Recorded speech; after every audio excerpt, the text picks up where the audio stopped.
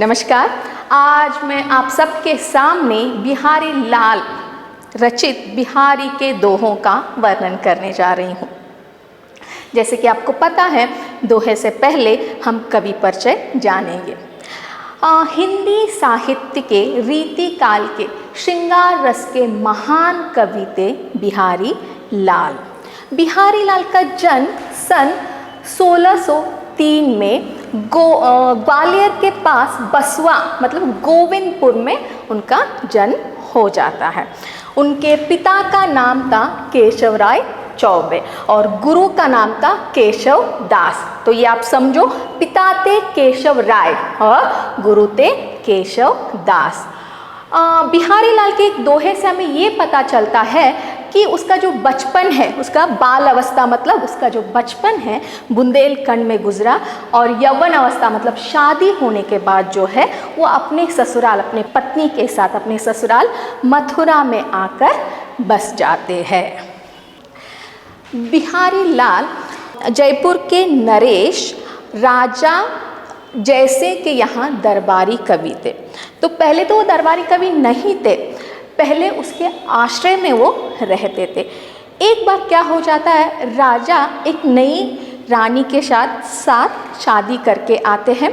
रानी बहुत छोटी थी, बहुत खूबसूरत थी। इसके कारण क्या हो जाता है, वो रानी के प्यार में इतने डूब जाते हैं कि पूरा राजकाज, पूरा राज के बारे में सोचना बंद कर देते हैं और पूरे दिन रात क्या है, रानी के महल में रहने लगते हैं। तो राजकाज वगैरह छोड़ दिया तो क्या होगा, तो मंत्री चिंतित हो जाते, अरे तो ऐसे होगा तो कैसे चलेगा, अगर दूसरे राज्य को, शत्रु राज्य को पता चल जाएगा तो हमारा क्या होगा, वो हमारे ऊपर आक्रमण भी कर सकते हैं। तो सोचते तो बहुत है, लेकिन किसी मंत्री में इतना हिम्मत, इतना साहस, इतना धैर्य नहीं था कि राजा को जाकर वो समझाए। तभी उनको क्या है, बिहारी लाल याद आते, क्योंकि बिहारी लाल जो है बहुत चतुर और बहुत निपुण थे। तो सारे लोग, सारे मंत्रीगण जो है उनके पास जाते हैं और बोलते हैं, देखो ऐसा ऐसा चल रहा है राज्य में, तो कैसे भी करके आपको राजा को समझाना है। तो बिहारी लाल मुस्कुराकर कहते हैं, ये जो बातें हैं, राजा को समझाने की जो बातें हैं, मेरे ऊपर छोड़ दो, मैं उसे संभाल लूँगा। कहकर जो बिहारी लाल जो है एक दोहे लिखकर राजा के यहाँ बेचते हैं। तो दोहा इस प्रकार था, नहीं पराग नहीं मधुर मधु, नहीं विकास इही हाल, अली कली ही सो बंध्यो, आगे कौन हवाल। इसका अर्थ है नहीं पराग। पराग मतलब सुगंध, फ्रेग्रेंस, गंध। एक फूल है, फूल में अभी फ्रेग्रेंस भी नहीं आया है। नहीं मधुर मधु, ना ही मधुर मीठा, मधु मतलब पता है, हनी। तो मीठा मधुर मतलब एक फूल खिलने के बाद जो नेक्टर हम बोलते हैं, मधु, जो बवरे हनी भी सब आते हैं पीने के लिए, वो भी उसमें नहीं है क्योंकि फूल खिला नहीं है। नहीं विकास यही हाल, तो विकसित भी नहीं हुआ है मतलब वो अभी खिला नहीं है, तो अभी वो बड है, कली है, तो आपका हाल अभी से ऐसे हुआ है। तो अली कली ही सो बंध्यो, अली यहाँ बौरा है, तो अली कली में ही आप बन गए हो। जो बवरे है वो हनी बीस हो, कब आते हैं, फूल खिलने के बाद उसका रस चूसने आते हैं। यहाँ तो क्या हो रहा, अभी वो बड है, अभी कली है, तो कली में ही आप इसे बंद कर बैठ गए हो, फूल उगा नहीं, तो अभी ऐसा हाल है, तो आगे कौन हवाल, तो आगे क्या होगा, आगे राज की परिस्थिति क्या होगा, आगे कौन जिम्मेदार है इस सब के लिए। तो ये जो दोहा पढ़ने के बाद जो है राजा पूरे जागरूक हो जाते हैं और रानी के महल से बाहर आ जाते हैं और राजकाज संभालने लगते हैं। लेकिन इस दोहे से जो है राजा बहुत खुश हो जाते हैं और उसका जो बिहारी लाल का सम्मान करते हैं। सम्मान करने के बाद बोलते हैं राजा, आप बहुत अच्छे दोहे लिखते हो, आप ऐसे ही एक एक दोहे लिखते रहो और उस एक एक दोहे पर मैं आपको एक एक सोने की अशर्पियाँ दूंगा। तो इसी तरह क्या है, बिहारी लाल दोहे लिखते जाते हैं। तो दोहे लिखने के बाद जो है उन पूरे दोहों का वो एक ग्रंथ, बड़ा सा ग्रंथ बनाते, वो है बिहारी सतसई। तो बिहारी सतसई, सतसई का मतलब होता है 700, सतसई का मतलब होता है 700, मतलब इस ग्रंथ में जो है 700 दोहे है ऐसा है, लेकिन इस ग्रंथ में क्या है 713 दोहे है, 713 दोहे है। उस दोहों में 600 जो दोहे है वो श्रृंगार रस से संबंधित है, 600 दोहे श्रृंगार रस से संबंधित है, और बाकी जो दोहे है वो भक्ति, नीति, ज्योतिष, गणित आदि से संबंधित है। और ये जो है मुक्तक ग्रंथ है, मुक्तक मतलब स्वतंत्र, हर इसमें जो भी दोहे हैं वो स्वतंत्र है, एक दूसरे के साथ संबंध नहीं रखते। तो इसी जो है बिहारी सतसई दोहे के ऊपर हमारे हिंदी साहित्य के जो महान साहित्यकार और आलोचनकार आचार्य रामचंद्र शुक्ल जी बोलते हैं कि बिहारी सतसई जो है, बिहारी सतसई हिंदी साहित्य के श्रृंगार रस का महान काव्य है। तो हिंदी श्रृंगार रस में इससे बड़ा काव्य कोई और नहीं है। और यूरोप के इतिहासकार ग्रियर्सन भी यही बोलते हैं कि उन्होंने यूरोप देशों में ऐसा बिहारी लाल जैसा कवि को कभी नहीं देखा था। तो इससे आप जान सकते हैं कि बिहारी लाल जो है कितना महान कवि थे। बिहारी लाल को कहा जाता है कि वो गागर में सागर भरने वाले कवि थे। क्या है गागर? गागर मतलब मटका, मतलब पॉट। पॉट बहुत छोटा होता है, उस पूरे सागर का पानी कैसे भरेंगे? तो इसका अर्थ यही है कि उनके दोहो जो है दो ही लाइन के होते हैं, लेकिन उसमें निहित, उसमें छुपा जो अर्थ है सागर जैसा बड़ा होता है। तो इतना था बिहारी लाल का परिचय। चलो आगे हम उनके दोहों को देखेंगे। तो चलिए पहले दोहे को हम देखेंगे। कनक कनकते 100 गुणों मादकता अधिकाय, उही खाए बहराए ही पावे ही बहराए।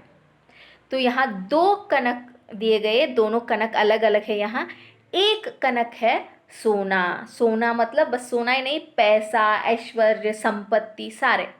और दूसरा कनक है दतूरे का फूल। दतूरे के फूल के बीज जो है उसमें बहुत सारा नशा जैसा रहता है, पागलपन। तो नशा, वो जो फूल खाने पर आदमी पागल बन जाता है, मतलब नशा चढ़ जाता है। तो आपने देखा है जब शराबी शराब पीने के बाद, नशा चढ़ने के बाद जैसे पागल जैसे बर्ताव करता है, तो वो है। तो वो बोल रहे कि कनक कनकते 100 गुणों, मतलब ये जो पहला कनक है स्वर्ण सोना, वो जो कनक है दूसरे कनक जो दतूरे फूल के नशा से भी ज़्यादा नशीला है, 100 गुणों ज़्यादा नशा उसमें है। दतूरे फूल से भी ज़्यादा नशा, 100 गुना ज़्यादा नशा किसमें है? स्वर्ण, सोने में है। मादकता अधिकाय, ज़्यादा मादकता मतलब नशा ज़्यादा है। तो बोल रहे वही खाए बहराए, जो भी दतूरी के फूल के बीज को खाता है वो बहराए मतलब पागल बन जाता है, खाने के बाद वो पागल बन जाता है। लेकिन ये पाए ही बहराए, लेकिन जो सोने को पाने के बाद ही आदमी अहंकार से पागल हो जाता है, खुशी से पागल हो जाता है। तो यहाँ दो अर्थ से कवि इतने अपने छोटे से दोहे में इतना अर्थ हमें बताना चाह रहे हैं कि इसका ये दूसरा अर्थ ये भी है कि सोना एक ऐसा चीज़ है आदमी को पागल बना देती है। तो सोना या ऐश्वर्य संपत्ति है, जितने मात्रा में हमारे पास रहना है उतना ही रखना चाहिए। अगर ज़्यादा मात्रा में जो भी चीज़ आपको पता है, अमृत भी अगर हमारे पास ज़्यादा हो गए तो वो हमें तकलीफ ही हो जाती, वो विष बन जाता है। वैसे ही सोना अगर ज़्यादा रहेगा तो अहंकार से आदमी पागल बन जाता है। दूसरे दोहे में कवि सच्ची भक्ति के बारे में बोल रहे हैं। चले देखेंगे। जप माला चापा तिलक सरे न एको कामू, मन कांचे नाचे व्रता सांचे रांचे रामू।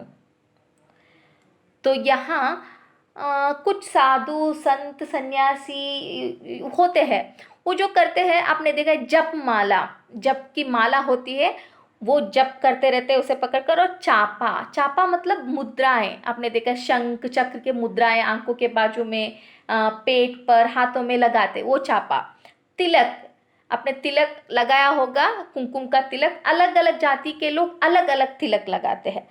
तो ये जो है ये भक्त की निशानी है, हम समझते हैं। लेकिन यहाँ कवि बोलते हैं ये सच्चे भक्तों को इन तीनों की जरूरत नहीं है।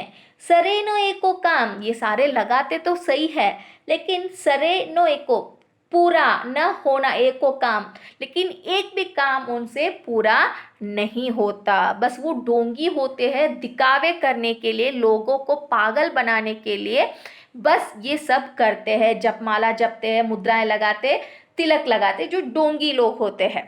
तो मन कांचे नाचे व्रता, जो मन है, दिल है, कांचे, कच्चा ही रहता है, उनका मन स्थिर नहीं रखता, भक्ति के ऊपर वो स्थिर नहीं रहते हैं, कच्चा रहता, इधर उधर भटकता रहता। नाचे रहता, नाचना मतलब नाचना, जैसे नाचना, वो स्थिर नहीं रहते, इधर उधर भटकता रहता उसका मन। व्रता, वेस्ट ही वो, मतलब वो आकांक्षी रहते, उसमें मन में बहुत सारे आशाएं रहते हैं, लोभ रहता है, लालचीपन रहता है। लेकिन दिखावे के लिए, मतलब लोगों को पता चले कि मैं सन्यासी हूँ, मैं भक्त हूँ, दिखावे के लिए बस ये सब चीज़ें वो अपनाते हैं। लेकिन सच्ची भक्ति उसके मन में नहीं रहती, उसका मन जो है भगवान के पास स्थिर नहीं रहता। जो ऐसा जो मन होता है, लोभी, जो कच्चा मन के जो भक्त होते हैं, सांचे रांचे रामू, मतलब वो भगवान को रांचे, प्रसन्न नहीं कर सकते, नहीं प्रसन्न कर सकते। वो जो भक्त के पास अपनी सच्ची भक्ति है वही काफ़ी है, वो उसे दिखावे की ज़रूरत नहीं है, दिखावे की चीज़ों की ज़रूरत नहीं। या जपमाला पहनने वाला ही, जपमाला जपने वाला ही भक्त है, या चापा लगाने वाला, या तिलक लगाना, ऐसे कुछ भी नहीं है। अगर मन में भक्ति है, स्थिर है, मन में भक्ति है, तो वो ही सबसे बड़ा भक्त है। ये सारे पहनने वाले सारे नहीं हैं, मतलब कुछ लोग ऐसे डोंगी लोग होते हैं, लोगों को पागल बनाने के लिए, मूर्ख बनाने के लिए, दिखावे के लिए बस इन चीज़ों को अपनाते हैं, इन चीज़ों का सहारा लेते हैं। तीसरे दोहे में कवि कृष्ण और उनकी बांसुरी का वर्णन कर रहे हैं। अदर धरत हरि के परत, ओट डिटी पट ज्योति, हरित बांस की बांसुरी, इंद्रधनुष रंग होती। यहाँ अदर है होंठ, लिप्स, धरत मतलब धारण करना, पहनना, लगाना, हरि के परत, हरि यहाँ कृष्ण, भगवान कृष्ण के परत, जब हरि अपने होठ पर लगाते हैं, धारण कर देते, मतलब क्या है, बांसुरी को अपने होठ पर लगाते हो, फ्लूट को लगाने के बाद ओट डिटी पट ज्योति, ओट फिर वो लिप्स है, होंठ, डिटी, डिटी मतलब दृष्टि, पट उनका वस्त्र, उसका जो पहने वाला धोती, ज्योति, ज्योति मतलब प्रकाश, ब्राइटनेस। तो यहाँ ये अर्थ है, जब वो बांसुरी को अपने होठ पर लगाते हैं, बजाने के लिए लगाते हैं, तो उसका होठ, उसकी दृष्टि, उसके वस्त्र सारे ज्योति मतलब प्रकाशमय हो जाते हैं। वो चमकने लगता है, उसके बॉडी में, उसके फ्लूट मतलब बांसुरी में चमक आ जाती है। तब क्या होता है, हरित बांस की बांसुरी, हरित मतलब हरे रंग की जो बांस, बांस बैम्बू की बांसुरी, बांसुरी देखा है आपने, तो बांसुरी जो है ये बस ये हरे रंग की बांसुरी है, पर जब वो अपने होठों पर उसे लगाते हैं बजाने के लिए, तो वो भी प्रकाशमय, वो चमकने लगते हैं, कृष्ण भी। उसके साथ ही इंद्रधनुष रंग होती, उसके साथ ही जो उनकी बांसुरी है इंद्रधनुष की रंग होती। इंद्रधनुष के रंग देखे आपने, इंद्रधनुष में कितने रंग होते हैं, 7 रंग, रेनबो, रेनबो में 7 रंग होते हैं। तो वो जो बांसुरी हरी रंग की थी, पहले जब कृष्ण अपने होठ पर लगाते हैं तो वो क्या होता है, 7 रंग वाली दिखाई देने लगती है, मतलब वो प्रकाशमय दिखने लगती है। कृष्ण और बांसुरी दोनों चमकने लगते हैं। चौथे दोहे में बिहारी लाल पानी के स्रोतों के बारे में, मतलब वाटर सोर्सेस के महत्वता के बारे में बता रहे हैं। अति अगाधु अति अवतरो, नदी कूप सरु बाई, सो ताको सागरु जहाँ, जाकी प्यास बुझाई। आपको पता है कि वाटर सोर्सेस कौन कौन है, हमें कहाँ से पानी मिलता है?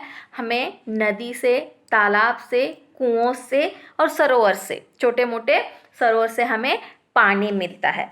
तो उसके बारे में बताते हुए कहते हैं कि अति अगाधु, मतलब कुछ सरोवर, कुछ नदियाँ ऐसे होते हैं अति अगाधु, बहुत गहरे होते हैं, डीप होते हैं। या अति अवतरो, या तो कैसे होते, उतले पुतले होते, मतलब जो नदी के नीचे का या सरोवर का नीचे का जो जमीन होता है वो एक समान नहीं रहता, ऊपर नीचे गड्ढेदार होता है। ये सारे कैसे होते हैं? ये नदी, कूप मतलब कुआं, सरू सरोवर, बाई मतलब फिर कुआं। ये जो नदी हो, कूप हो, सरोवर हो या तालाब हो, जो भी हो, ये एक समान नहीं रहते। कुछ नदियाँ बहुत बड़े होते हैं, कुछ नदियाँ बहुत छोटे होते हैं, कुछ कुएं बहुत डीप होते हैं और कुछ बहुत छोटे होते हैं, उतले पुतले होते हैं, तालाब जो भी हो, लेकिन उससे पानी हमें मिलता है। तो सो ताको सागरु जहाँ, लेकिन कबीर बोलते तुम, सो ताको सो तुम, सागरु जहाँ, तुम्हें सागर कौन क्या लगता है? जाकी प्यास बुझाए, जाकर, जहां जाकर प्यास बुझाई, तुम्हारा प्यास बुझता है। जिस जगह में तुम्हारा प्यास बुझता है वही तुम्हें सागरु समान है। वो चाहे नदी हो, वो चाहे कुएं हो या सरोवर सागर हो, मतलब तुम्हें तुम्हारा प्यास कहाँ बुझ रहा है, तुम्हारी थर्स्टी जो कहाँ बुझ रही है वही तुम्हें सरोवर मतलब सागर जैसा है। इसका अर्थ ये, दूसरा अर्थ ये भी है कि बहुत सारे दुनिया में अमीर लोग हैं, रिच पीपल है, लेकिन तुम्हें दान कहाँ मिलता है, तुम्हें किससे हेल्प मिलती है, वही तुम्हारे लिए सबसे महान व्यक्ति या से अमीर व्यक्ति है। लेकिन दुनिया में बहुत कुछ ऐसे बड़े बड़े लोग हैं, लेकिन उससे अगर तुम्हें कोई हेल्प नहीं मिल रहा, सहायता नहीं मिल रहे, तो वो बड़े व्यक्ति नहीं कहलाते। और सबसे बड़े व्यक्ति में ऐसा गुण भी नहीं रहता। जो बहुत सारे रिच लोग होते हैं लेकिन उनमें मदद करने का जो गुण नहीं होता, लेकिन कुछ गरीब लोग होते हैं या मिडिल क्लास के जो लोग होते हैं वो दूसरों की तकलीफ देखते हैं और मदद करते हैं। जैसे कि है नदी हो, सरोवर हो, तालाब हो, कुआं हो। कुआं तो बहुत छोटा होता है, डीप होता है, लेकिन उसके पानी से हमारा प्यास बुझ जाता है। ऐसे ही छोटे छोटे व्यक्ति से भी हमारा जो कष्ट जो है मिट जाते हैं। अगले दोहे में बिहारी लाल कृष्ण की भक्ति का वर्णन कर रहे हैं। या अनुरागी चित्त की, गति समझे नहीं कोई, जो जो बूढ़े श्याम रंग, त्यों त्यों उज्जलु होई। तो यहाँ या अनुरागी चित्त की, अनुरागी मतलब प्रेमी, प्रेमी चित्त की। यहाँ प्रेमी का चित्त, मन, प्रेमी का मन का गति समझे नहीं कोई। गति मतलब स्पीड, मतलब एक प्रेमी के मन में जितना प्यार है, प्यार की गति कैसी है, स्पीड या कम है, ज़्यादा है, ये समझे नहीं कोई, कोई भी नहीं समझता। वो बस उस प्रेमी को ही पता रहता है, कोई उस प्यार को समझ नहीं सकता। जो जो बूढ़े श्याम रंग, जैसे जैसे बूढ़े, बूढ़े मतलब डूब जाते, श्याम रंग, यहाँ श्याम रंग काला रंग भी है और श्याम रंग यहाँ कृष्ण भगवान हरि भी है। मतलब जैसे जैसे बूढ़े श्याम रंग, जैसे जैसे शाम के प्यार में डूब जाते हैं जो भी प्रेमी, मतलब यहाँ प्रेमी अनुरागी मतलब प्रेमी भी है और भक्त भी है। जैसे जैसे वो शाम के प्रेम में डूब जाते हैं, त्यों त्यों वैसे वैसे उज्जलु होई। उज्ज्वलु मतलब प्रकाशमय, ब्राइटनेस आ जाता है। मतलब एक प्रेमी, मतलब प्रेमी मतलब एक भक्त के अंदर का जो भक्ति है, मतलब प्रेम मतलब भक्ति है, उसे कोई नहीं समझ सकता। वो जितने जितने प्रेम मतलब कृष्ण के भक्ति में लीन हो जाते हैं, डूब जाते हैं। कृष्ण तो काला है, लेकिन उसके भक्ति में डूबने के बाद त्यों त्यों वैसे वैसे वो उज्जवल हो जाते हैं। उसका जो चरित्र जो है प्रकाशमय हो जाता है, उसको वो मुक्ति पा जाते हैं और संसार में उसका जीवन सुखमय हो जाता है। छठे दोहे में बिहारी लाल मनुष्य के मन का वर्णन करें, मतलब बड़े व्यक्ति का मन कैसा होता है उसका वर्णन यहाँ हो रहा है। देखो, बढ़त बढ़त संपत्ति सलिलु, मन सरोजु बढ़ी जाए, घटत घटत पिरी न घटे, बरु ममलु कुम्हिलाए। तो यहाँ बढ़त बढ़त मतलब बढ़ते बढ़ते, ग्रोथ होते होते जो है यहाँ संपत्ति, ये बढ़ना है संपत्ति, प्रॉपर्टी, ऐश्वर्य, पैसा, सोना सारी है। और सलीलू, सलीली यहाँ पानी, जैसे आदमी बहुत हार्डवर्क करने के बाद उसके पास जो है संपत्ति बढ़ जाती है, वो अमीर हो जाता है, वैसे ही बारिश आने पर जो है तालाब या सरोवर का पानी बढ़ता जाता है।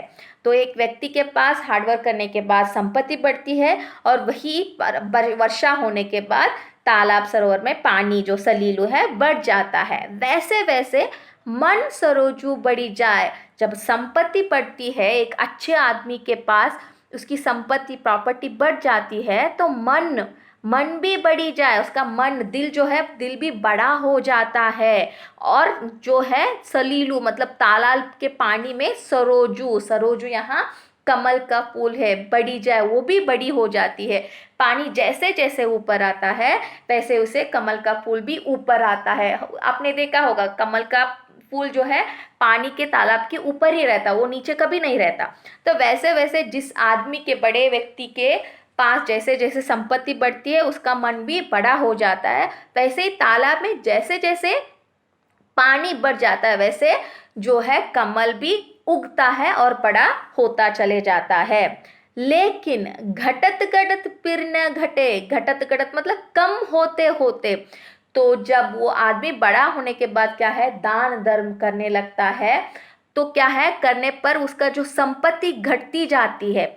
और जब अकाल पड़ जाता है और पानी जो वर्षा अगर नहीं होती है ग्रीष्म ऋतु में, गर्मी ऋतु में क्या होती है तालाब की पानी जो कम होती जाती है, घटत घटत, यहाँ ऐश्वर्य कम हो रहा है दान देते देते, और घटत और नेक्स्ट घटत है तालाब का पानी भी कम हो रहा है। लेकिन ये कम होने पर भी फिर न घटे, होने पर भी न घटे, जो है न घटे मतलब जब तालाब का पानी कम होता है नीचे जाता है, लेकिन कमल जो है वो नीचे नहीं जाता, उसका जो बड है वो ऊपर ही रहता है, उसका जड़ ऊपर ही रहता है। वैसे वैसे पैसे जो है प्रॉपर्टी आदमी के पास कम होता है, लेकिन उसका जो बड़ापन है, उसका बड़ा दिल है, दान करने का दिल जो है वो कम नहीं होता, वो दान करना कभी नहीं भूलते।